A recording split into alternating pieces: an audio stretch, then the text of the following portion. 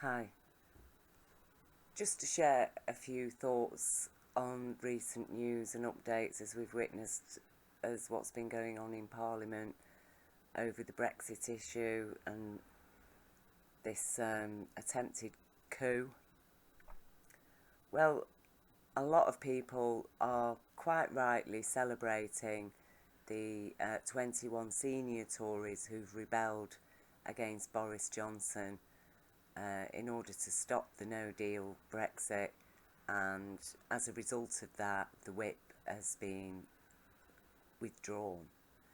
So these are the MPs: Kenneth Clarke, Philip Hammond, David Gauke, who've all crossed the line, as it were, and refused to back what Jeremy Corbyn quite rightly has described recently, yesterday, as a cabal. And that is exactly what they are.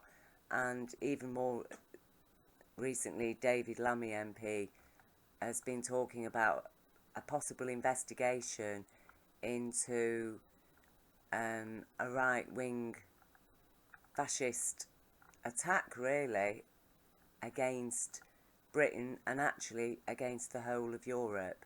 Because let's face it, what would this corporate cabal, really the global corporate cabal, they would love nothing more than to see the world's biggest free trade union totally demolished, and along with it all the rights and laws and protections about health and safety and food and the environment all disappeared with it, and every country then at the mercy of the corporate cabal, which, as far as my research has shown, they do wish to impose a form of corporate communism on the majority of the people of Earth, while the rich elites enjoy socialism among themselves.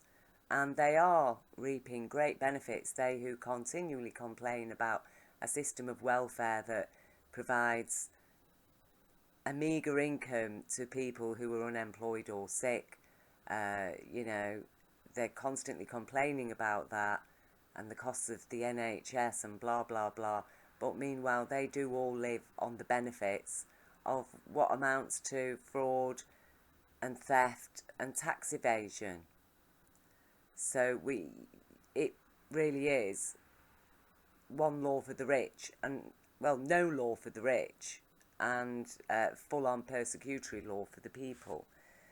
And yes, I agree that these Tory MPs are all heroes, but I do think that people should also remember to give credit where credit is due here, because none of those Tory MPs would have had the opportunity to cross the line if Jeremy Corbyn here hadn't stepped up and taken the lead and immediately developed, a swift strategy of defence against Boris's attempted coup. And I think Jeremy Corbyn has really shown his leadership skills and capacity here to be able to make strong, swift decisions and actually get things moving and galvanise people into action. And so, as I say, credit where credit is due, and I think we do need to understand that Jeremy Corbyn is the hero here, in the sense, and all the people that have been with him, in the sense that they immediately got together and did something about this. And I think it is very significant that Jeremy Corbyn took the lead in that. So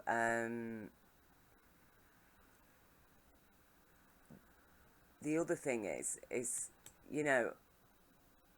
this was written on a request of the Remain groups that I've been working with, on one of the members of the Remain group, and I have updated it recently with a letter to my MP, which does cover a lot of the things that have happened since. though, you know, there's even more happened since this letter was written. But nonetheless, what is shared here is fully confirmed now by the evidence that has become available since. You know, like, for example, Operation Yellowhammer, and the fact that even though the civil service at one point were going to be able to give us a watered down version of what was in that document, Michael Gove just yesterday came out after reading the watered down version, said no, it still can't be released to the public because the public will still be alarmed by it. So, you know, from that we really do need to understand, you know, all the points that are shared in this, which does go right very deep into this whole issue of Brexit and why it has come about and what is really going on in our country and in the world today, and that there is this fascist attack that is happening by stealth and by getting its feet under the table, as it were, within our politics, within our economies. So, you know, it's really important stuff in here, and the amount of links that are shared at the end, there's just link after link. I do urge people to do the research and get thoroughly informed, because knowledge is power. And even though a lot of us may have had, when we learn the knowledge, realise that our opinions were wrong, you know, that is not anything against that individual. That you know, that is why we learn, you see, so that we can make our minds up fully with accurate information, as opposed to propaganda that our largely corporate media has been peddling. And unfortunately the BBC is equally complicit, which is really despicable considering that they are funded by the British public. And so, you know, the fact that they have let the public so badly down is, well, it is abominable. And you know, Jeremy Corbyn has shown brilliant leadership skills, and I think in his questions to Boris Johnson today, I mean, the guy's just a bumbling idiot in comparison to Jeremy Corbyn. He has nothing coherent to say, and I was most disgusted at his response to the Sikh member of the House who admonished Boris Johnson for his disgusting comments about Muslim women and the amount of harm that has caused, he has caused from that statement, and for him then to start, for him, instead of apologising and acknowledging the harm that he has caused, he throws back this anti-Semitism stuff.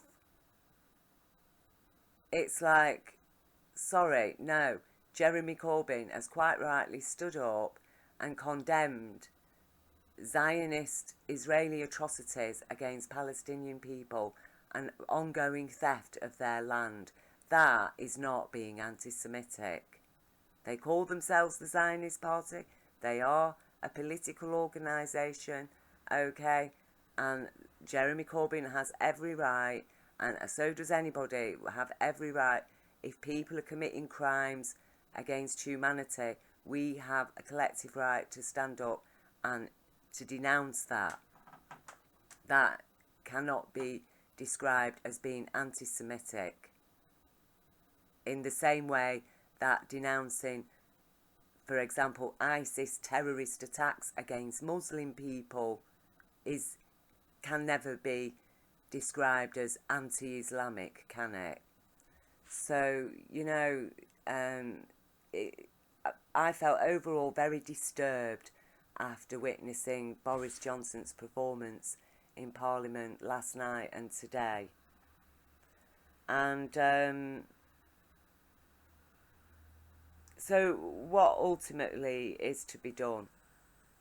Because obviously this Brexit cannot go through. The hard Brexit, definitely not. It really is a catastrophe that people, even most of the people of Britain, aren't even aware of how bad it really could get. You know, and again, you know, I've shared this in all of my videos, but it really can. This is how bad it can really get. And I think it's very important for people to understand, to actually sit and think what it is like to live under martial law and under the kind of people that lie to us and say that they'll break the law. So here, even though it says legally a martial law can only last up to 21 days, but I think that might be according to amending things like human rights for up to 21 days. You know, it isn't very clear here. So how long would this be? Now, the people of Northern Ireland who were born before, who were adults or children before 1998, they understand what it's like to be living with armed and military units on your streets and the dangers to the general public when you've got people walking around with guns,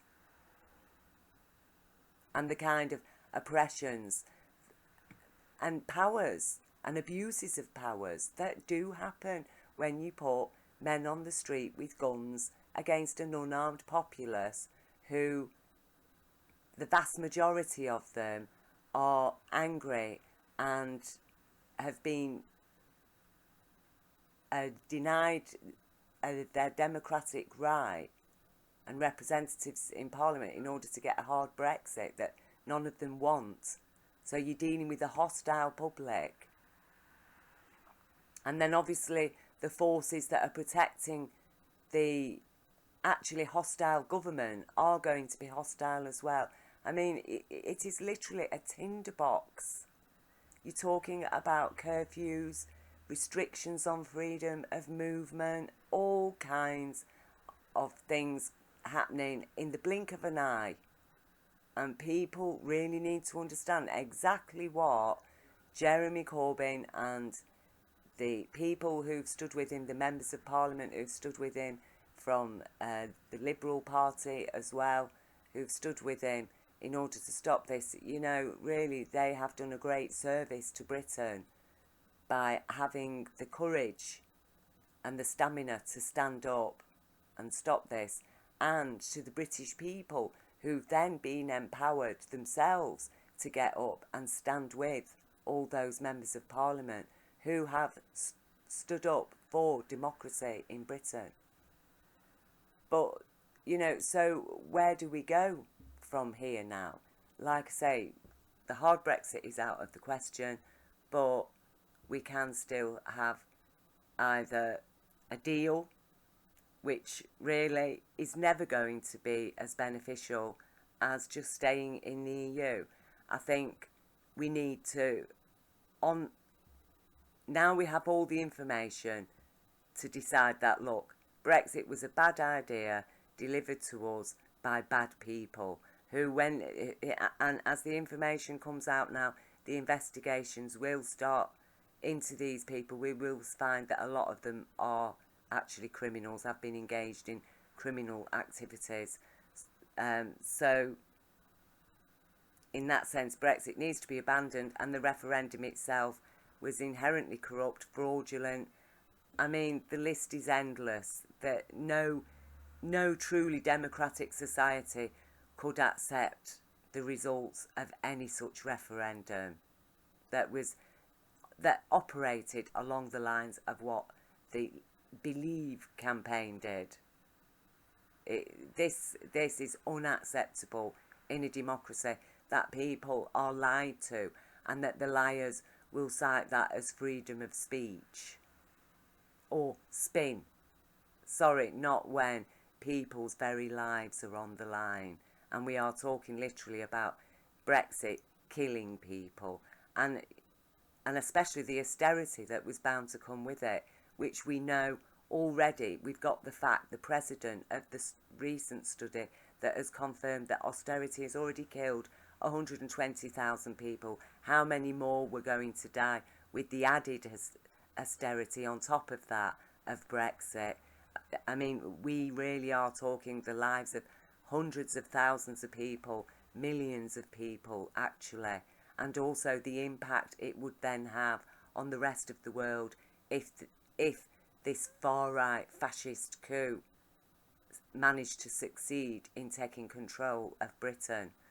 Now, the future, I think we need to have a rethink about our whole society and to lose the antiquated mechanisms that have been guiding our economy, since post-war times. And we need to start looking at new ways now of surviving in the 21st century, and ways that are beneficial not just to us but actually to our planet, to the whole of our planet, and to people of other nations. So one of those ways is we do need, I think, as a nation to, yes, increase taxes, to embrace the EU tax regulations, to improve regulations on finance, understand that they do need to be strictly regulated, because otherwise they will get out of hand and every nation will be a Greece if we allow things to continue at this present pace, with that ultimately it ends up the public being robbed of whatever little savings and properties they have left as individuals via a bail-in. So, that is something that needs to be avoided, and Europe has taken steps to avoid that very scenario in every nation by implementing these tax regulations and regulating things like tax havens. It's very important. And so people are talking about the amount of money Britain pays into the EU every week or every year, but that is counterbalanced by the amount of money Britain receives in funding and the amount of money we save because we're with the EU. Because if we were out of the EU, we would be paying twice as much as we pay into the EU just to get actually less of the food and medicines we already get through the EU, you see.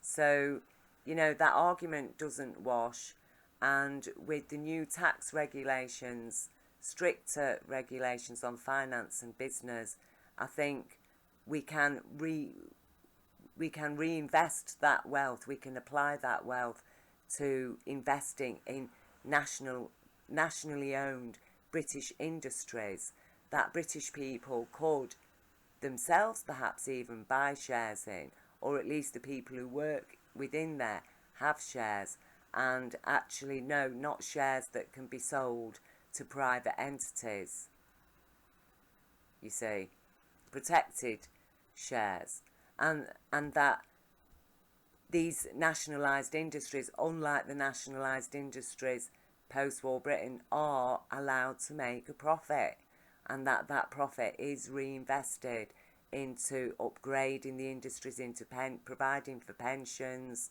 into paying into national security, and also that we set up initiatives alongside that to invest in independent British businesses, to help establish independent British businesses, independent British factories producing British goods, like, for example, clothes and shoes, that we could galvanise the workforce and employ vastly more people on maybe a 3 or 4 day week.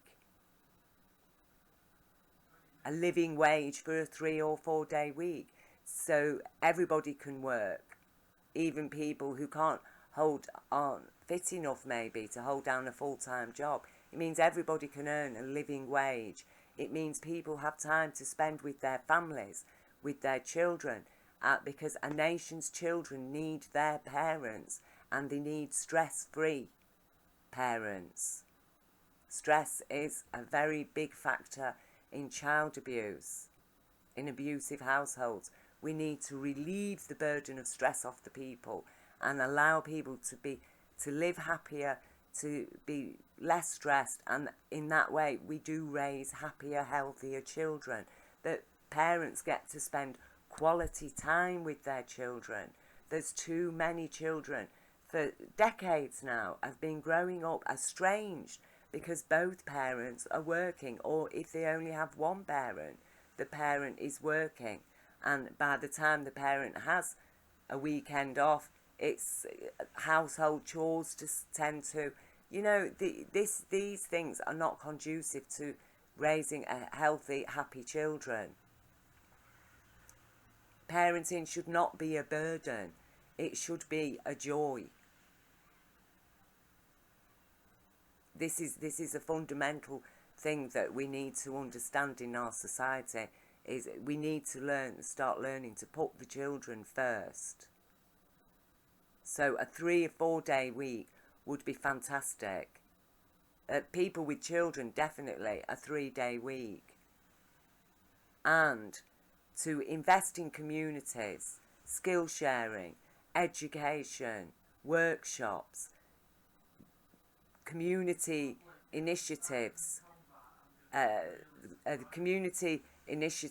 have, things like gardening, growing food, people setting up their own community energy supplies, all kinds of things, all kinds of investments to improve and boost Britain's economy. And the biggest thing that we can invest in is hemp. I think that if we start farming hemp, if we establish nationally owned and independently owned industries of utilising hemp to make countless products. I mean, just Googling hemp products onto Google Images and you'll get everything. Food, pharmaceutical goods, you name it, all from hemp. And we need to invest in this resource, because one thing is clear: we cannot rely on this present global banking system, which is riddled in debt. It's completely corrupt. It's completely corrupt. We understand that now. This system of usury is against God's law. You know, it is prohibited according to God's law, this idea of usury. And no society really, because it does amount to slavery. That is what it amounts to. And it encourages slavery. And we're seeing it. We're seeing it in the world today. The rise in human trafficking. The abuses, corporate abuses against our environment and native peoples. What's going on in Brazil right now. That could not have happened if somebody like Trump wasn't in power. Trump has been a beacon to extremists the world over. And unfortunately, you know, it very nearly got hold of Britain. Very nearly. We need to understand what a close shave this is. And we're still not out of the woods yet. Okay? Now, I've not voted for 30 years because I was so disgusted at the parade of political leaders put before me. You know, various Tories and Thatcherites. And then came Tony Blair. You know, even though I've liked a lot of the MPs and I do think they've done good jobs, but nonetheless, I can't support them because I don't support the leader that they're supporting and the manifestos that they were supporting, you see. So I felt robbed of my vote because there was nobody to vote for, and I am not here as a number to vote for a particular person. You know, they're supposed to be serving me, not me existing just to give them a vote. So now, and you know, I was very disappointed. I have been very disappointed in the Labour Party and Jeremy Corbyn because I felt that they've not stood up enough to this government, and I was deeply distressed and disgusted, as I still am, deeply distressed and disgusted about how many people have suffered and died due to an economic policy that it is an act of economic terrorism. That is what it is. That's the impact it's had. People are dead through economic murder. There's no two ways about it. And that, to me, has been terrible to live through. I think Brexit, in a way, has woken people up out of a sleep and slumber, a political sleep and slumber that people have been in Britain. And, you know, like I say, after... I have always been aware, and that's why I have not voted. But now I feel Jeremy Corbyn is somebody that I could vote for. I think he's open to new ideas and ways of picking ourselves up.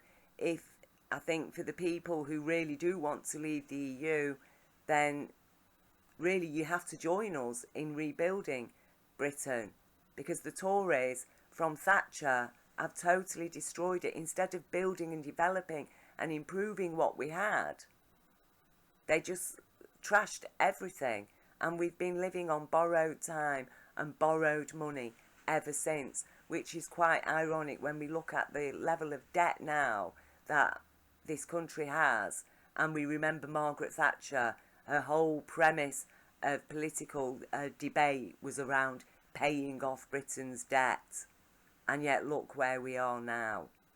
So far from the nationalised industries and the miners draining the economy, our economy is being drained by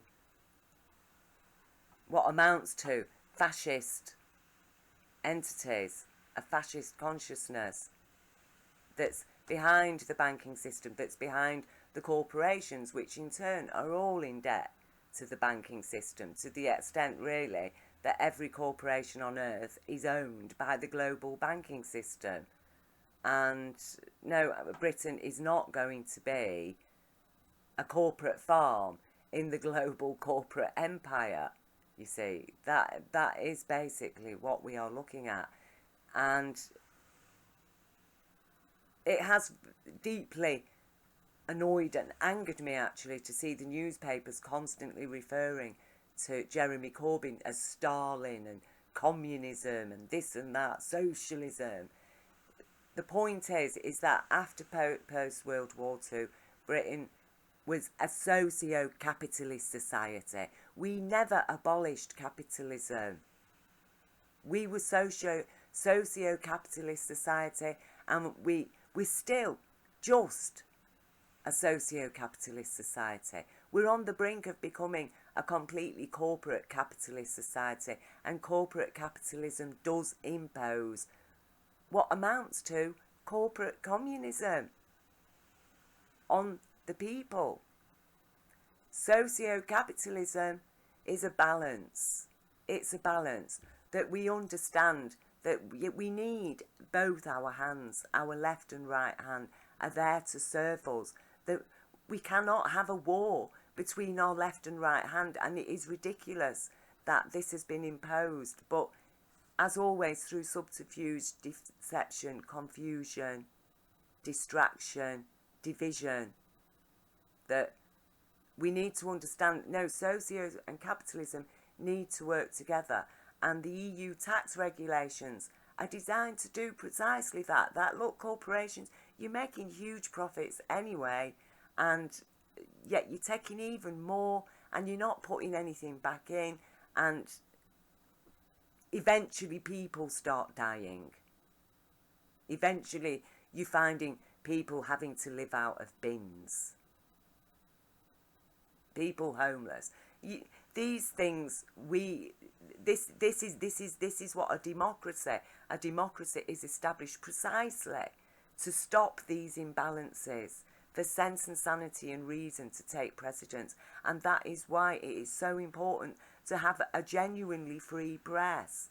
And we need to end this corporate control over the whole of the media, and especially the BBC. There needs to be an investigation into what's been going on at the BBC and why they failed before the referendum and during the referendum and even after it to adequately inform the British people and why they were allowed to attempt to balance facts and information against what really amounts to xenophobic, fascist rhetoric and a pack of lies, that somehow that was a balanced debate when it definitely wasn't, because, you know, perjury is a crime for a reason.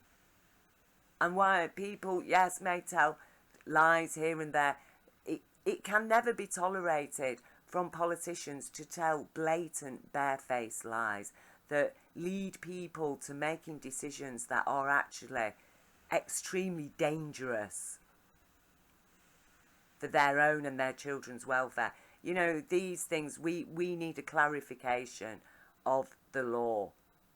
And our politics do need to be cleaned up, tightened up, so that, you know, a Boris Johnson and a Dominic Cummings never managed to get into number 10 ever again. And in order to put the public at such known terrible risk that even they were aware of, to the extent that they're planning martial law and they've got Operation Yellowhammer written up, and yet all the while they're telling the public, no, everything's going to be fine, of course you'll get your food, of course you'll get your medicines, of course your jobs are not going to be affected, the economy's going to boost, we're going to get a deal with America, when they've got no deal whatsoever signed with America. And Congress is going to block it anyway. So it's like, look, no, we cannot just blindly accept the things that these people say anymore, when a High Court has stated that Boris Johnson basically can lie with impunity, and nobody should be, you know, he shouldn't be prosecuted or brought to account for that. So, I mean, like I say, we need a rethink. We need a rethink, and we need to work together. The business interests, the independent business interests. I am all for establishing and assisting new businesses in Britain, independent business schemes, but no tax havens. You know, the money stays in Britain. We look after our nation. We look after our people. We help to look after other nations, and we do need to address also what's been going on in Iraq and our responsibility to the people of Iraq who have been damaged by what amounts to war crimes, and we as a nation have been involved in that, and people need to be called to account for their actions, because our democracy has been sliding down a very slippery slope. And when we look at all of this, one man comes to the fore, stands forward here, and that is Jeremy Corbyn. And I think this election, whenever it's called, we as the people, we need to make a stand, give Jeremy Corbyn a chance. He's done the time, he has the experience, he has the skills, he has the leadership qualities and capabilities, and he's shown that he was able to act swiftly and calmly and decisively in a time of crisis in Britain. And I think he has passed that test with flying colours, and it is time now for us to look forward to the future, to a new future, and to building a stable, independent nation that maybe in the future we could turn around if ever Europe got that bad and we were felt that disgusted with the corruption within it, that we could quite easily turn around and say, well, I'm sorry, no, we are no longer remaining part of this union. Okay, but to do that in our present circumstances and leave with absolutely nothing, like, as I've said before, to live under a bridge with a begging bowl, no, that is no future. That is no future for us. So thank you for taking time to listen, and hats off to Jeremy Corbyn, all the MPs who've stood with him, and the Tory MPs, and love and God bless to the British people. I'm absolutely astounded at the way people have really come out, and people are so getting on with the information now and getting informed, informing others, and we're all regaining that unity that truly makes Britain great.